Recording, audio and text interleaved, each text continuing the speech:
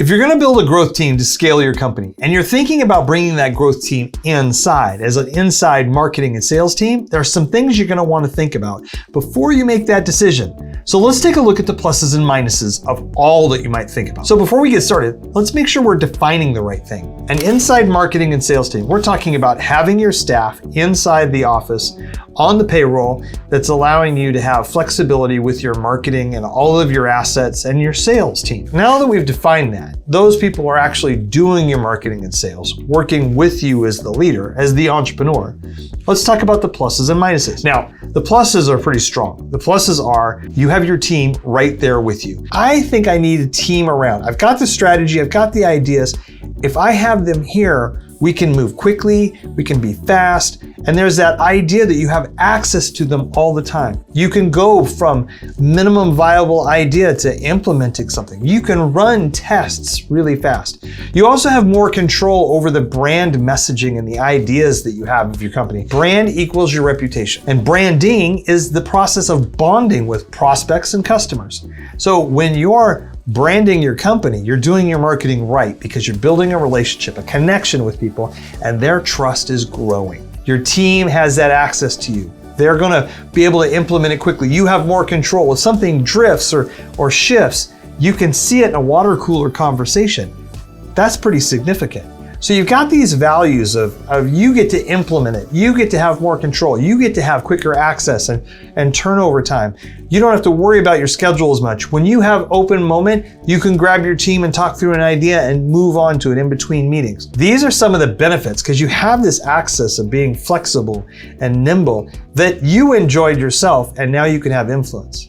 Now, the negative side of these things is how much can your budget afford?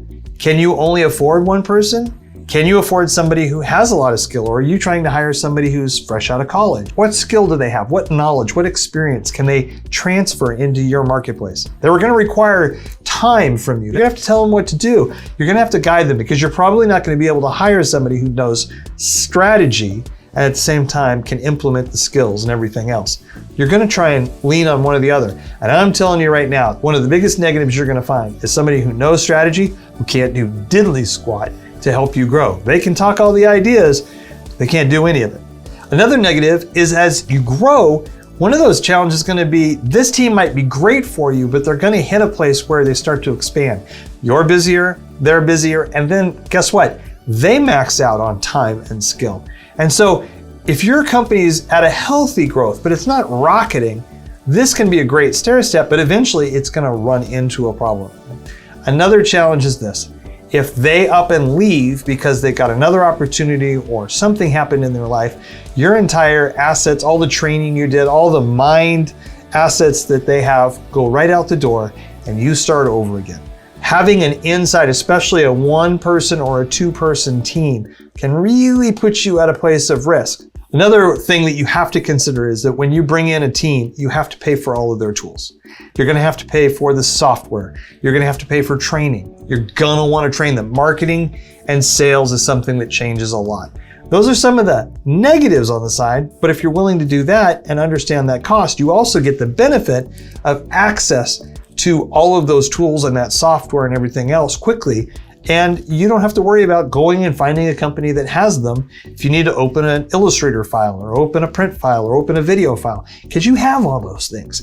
And you can be a little bit more flexible and a little bit more scrappy if you need to be and want to be and have the time to be. So after you talk about the pluses and minuses, you want to talk about the fact that why would this be a good idea? Because this really is a good idea for the right company at the right time in the right place. This is a fantastic opportunity for you if you are already a talented person in your marketing and sales and you have an understanding of what's going on and you can lead one or two people. There's another place where this is really good, and this is when you're in the high sevens into the 8 figures as a company and you're thinking, okay, we've done really well now, but we need to expand and we're growing fast and we can afford to have 2, 3, 4 people. 3 people can be a really good team in a marketing and sales department and really be nimble, and they can bring a lot of leadership and high skill and a breadth that works around all the different skill sets that you need. This is when it becomes really beneficial and you can really leverage it, and it can help your company grow really well and give you the amount of control you want over your company and your marketing as you're moving through the market. If you're thinking about bringing on an in-house marketing person or marketing team, you've got to go in with your eyes wide open. There are some pitfalls that can happen around this that I've seen over and over again.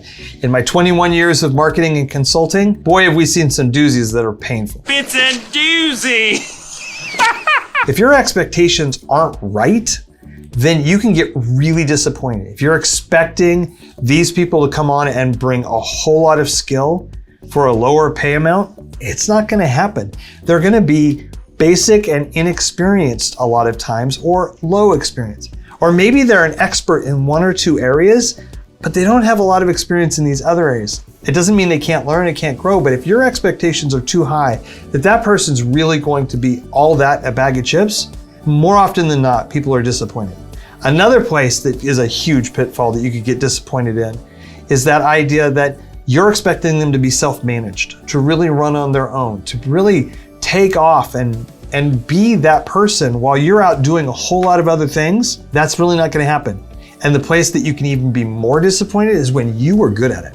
Get used to disappointment. The other thing that I really want to warn you about, if you're going to do this, make sure you're hiring somebody that has some experience, that actually has done something and delivered. Ask the question, what have you done that actually brought in business for another company? Those are the type of people you want.